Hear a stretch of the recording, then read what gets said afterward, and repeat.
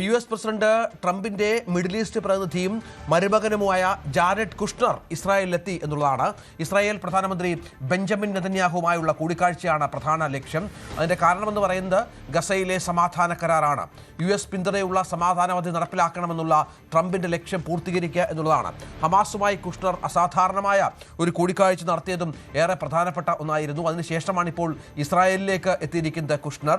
കഴിഞ്ഞ ദിവസങ്ങളിലൊക്കെ 8ഓളം മുസ്ലിം രാജ്യങ്ങൾ ഇസ്രായേലിനെതിരെ രംഗത്ത് വന്ന പശ്ചാത്തലമുണ്ടായിരുന്നു. കാരണം ഈ കരാർ നിലവിൽ വന്നിട്ടും ആക്രമണങ്ങൾ തുടരുന്നതിൽ അതിശക്തമായ എതിർപ്പാണ് ഈ മുസ്ലിം രാജ്യങ്ങൾ അറിയിച്ചത്.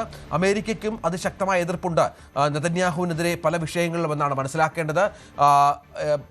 കിരൺ ബാബു ഉണ്ട്. കിരൺ, ഇത് അസാധാരണമായൊരു സാഹചര്യമാണ്. കാരണം ആജന്മ ശത്രുക്കളായ ഹമാസുമായി കൂടിക്കാഴ്ച നടത്തുന്ന നേതാവ് തൊട്ടടുത്ത ദിവസം വരുന്നത് നെതന്യാഹുവിനെ കാണാനാണ്. പക്ഷെ നെതന്യാഹുവിനെ അങ്ങനെ തള്ളിക്കളയാൻ പറ്റുന്ന ഒരാളല്ല കുഷ്ണർ. അതും പ്രധാനമാണ്. രഞ്ജിത്ത്, നമ്മൾ നേരത്തെ റിപ്പോർട്ട് ചെയ്ത വാർത്തയുടെ ഒരു തുടർച്ച എന്നുകൂടി വേണമെങ്കിൽ പറയാം.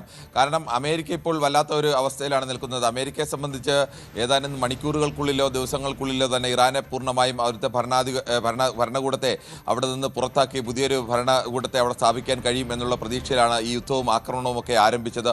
പക്ഷേ ഇറാൻ്റെ ഭാഗത്തു നിന്നുണ്ടായത് അവർ ഒരിക്കലും പ്രതീക്ഷിക്കാത്ത തരത്തിലുള്ള പ്രത്യാക്രമണങ്ങളും പ്രതിരോധങ്ങളും പ്രത്യാക്രമണങ്ങളും ഒക്കെയാണ്. അതിനെ തുടർന്ന് ഇപ്പോൾ പലതവണ ആ യുദ്ധം നീണ്ടു പോവുകയായിരുന്നു. സമീപ പ്രദേശത്തെ അമേരിക്കയുടെ പ്രധാനപ്പെട്ട കേന്ദ്രങ്ങളിലേക്കെല്ലാം തന്നെ ഈ തരത്തിലേക്ക് ഇറാന്റെ ഭാഗത്തു നിന്ന് തുടർച്ചയായ ആക്രമണമുണ്ടായി. ഇറാന്റെ ആയുധങ്ങളൊക്കെ ദിവസങ്ങൾക്കുള്ളിൽ തീർന്നു പോകും എന്ന് പറഞ്ഞിരുന്നു. പക്ഷേ ഇറാൻ വളരെ തന്ത്രപരമായ നീക്കമാണ് നടത്തിയത്. പ്രധാനപ്പെട്ട ആയുധങ്ങളൊക്കെ സൂക്ഷിച്ചു വെച്ച് ഡ്രോൺ അടക്കമുള്ള ചെറിയ ആയുധങ്ങളൊക്കെ ഉപയോഗിച്ച്, അതും തദ്ദേശീയമായി നിർമ്മിച്ച ആയുധങ്ങളൊക്കെ ഉപയോഗിച്ചുകൊണ്ട് അവർ തുടർച്ചയായി പ്രതിരോധിക്കുകയും അമേരിക്കയും ഇസ്രയേലിനെയും ഒരുപോലെ തന്നെ പ്രയാസത്തിലാക്കുകയും ഒക്കെ ചെയ്തിരുന്നു.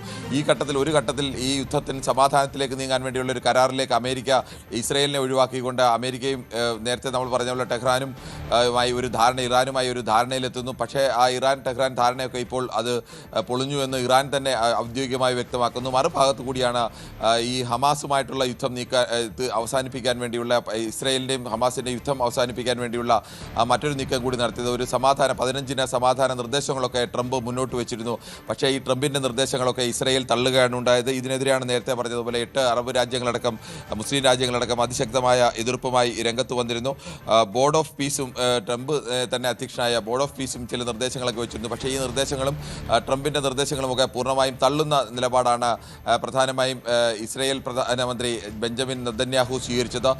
ബെഞ്ചമിൻ നെതന്യാഹുവിൻ്റെ ഈ നിലപാടിനെതിരെ രണ്ടുപേരും, ബെഞ്ചമിൻ നെതന്യാഹുവും അതോടൊപ്പം തന്നെ ഡൊണാൾഡ് ട്രംപിൻ്റെയും വാക്കുകൾ കൊണ്ട് ചില പോരാട്ടങ്ങളും അല്ലെങ്കിൽ ഇവർ തമ്മിലുള്ള മാനസികമായ ഐക്യമില്ലായ്മയും ഒക്കെ പുറത്തു വരികയും ഒക്കെ ചെയ്തിരുന്നു. ഇതിനുശേഷമാണ് മറ്റൊരു മൂവ് കൂടി ട്രംപ് നടത്തിയത്. അദ്ദേഹത്തിൻ്റെ മരുമകൻ കൂടിയായ കുഷ്ണറെ, അദ്ദേഹത്തിനാണ് ഈ മേഖലയുടെ ചുമതലയുള്ളത്, അദ്ദേഹത്തെ ഈ ചർച്ചകൾക്കായി നിയോഗിക്കുകയും ഹമാസിൻ്റെ പ്രതിനിധികളുമായി അദ്ദേഹം ചർച്ച നടത്തുകയും ഒക്കെ ചെയ്തിരുന്നു.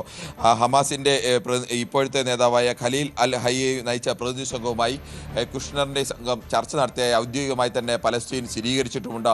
ഈ ഹമാസിൻ്റെ നേതാക്കളുമായി ചർച്ച നടത്തിയ ഒരു ധാരണയിലെത്തിയ ശേഷമാണ് ഇപ്പോൾ കുഷ്ണർ ഇസ്രയേലിലെത്തിയിരിക്കുന്നത്. ഇസ്രയേൽ പ്രധാനമന്ത്രി ബെഞ്ചമിൻ നെതന്യാഹുവുമായി ചർച്ച നടത്താൻ പോകുന്നത്. ഒരു തരത്തിൽ പറഞ്ഞാൽ ഒരുമിച്ച് ആക്രമണം ആരംഭിച്ച 2 പ്രധാനപ്പെട്ട രാജ്യങ്ങളുടെ തലവന്മാർ, ഈ 2 പേരെ ആശ്രയിച്ചു കൂടിയാണ് ഈ 2 രാജ്യങ്ങളുടെയും നിലപാടുകൾ കൂടി വ്യക്തമാകുന്നത്.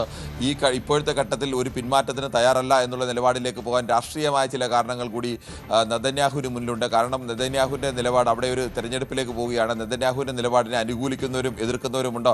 ഈ ഘട്ടത്തിൽ ഇസ്രായേൽ പോലൊരു രാജ്യം ഇറാനെ പോലൊരു രാജ്യത്തെ ആക്രമിക്കാൻ പോയിട്ട് പരാജയപ്പെട്ടു എന്ന് പറഞ്ഞാൽ അത് മോശമാണ്. ഹമാസിനെ പൂർണ്ണമായും ഇല്ലാതെയാക്കാൻ കഴിയാതെ യുദ്ധം അവസാനിപ്പിച്ചതെന്നാൽ അതും നെതന്യാഹുവിനെ പോലെ ഒരു നേതാവിന് അദ്ദേഹത്തിൻ്റെ പ്രതിച്ഛായ, അദ്ദേഹത്തിൻ്റെ ഒരു ശക്തൻ, കരുത്തൻ എന്നുള്ള ഒരു പ്രതിച്ഛായക്കൊക്കെ മങ്ങലേൽപ്പിക്കും. അതുകൊണ്ട് അദ്ദേഹം ഇത് ഒരു തരത്തിലും അംഗീകരിക്കുന്നില്ല. പക്ഷേ പരമാവധി സമ്മർദ്ദം ചെലുത്താൻ തന്നെയുള്ള തീരുമാനത്തിൽ തന്നെയാണ്. ഒരു പിന്നോക്കം പോക്കിന് ട്രംപിനും കഴിയില്ല. കാരണം ട്രംപ് പറഞ്ഞിട്ട് അനുസരിക്കാൻ കഴിയാത്ത, അല്ലെങ്കിൽ ട്രംപിനെ നിയന്ത്രിക്കാൻ കഴിയാത്ത സാഹചര്യത്തിലേക്ക് ഇതും പോകുന്നു എന്നത് ട്രംപിൻ്റെ പ്രതിച്ഛായയ്ക്ക് അമേരിക്കയിലടക്കം ആഭ്യന്തരമായി ബാധിക്കുന്നതാണ്. ഈ പശ്ചാത്തലത്തിൽ കൂടിയാണ് അദ്ദേഹത്തിൻ്റെ മരുമകനായ കൃഷ്ണനെ തന്നെ ഇപ്പോൾ ഇങ്ങനെ ഒരു ചർച്ചയ്ക്ക് വേണ്ടി നിർണായകമായ ചർച്ചയാണ്. ഗാസയിൽ സമാധാനം തുടരുമോ എന്നുള്ളത് കാത്തിരുന്ന് കാണണം. ഇതിനിടെ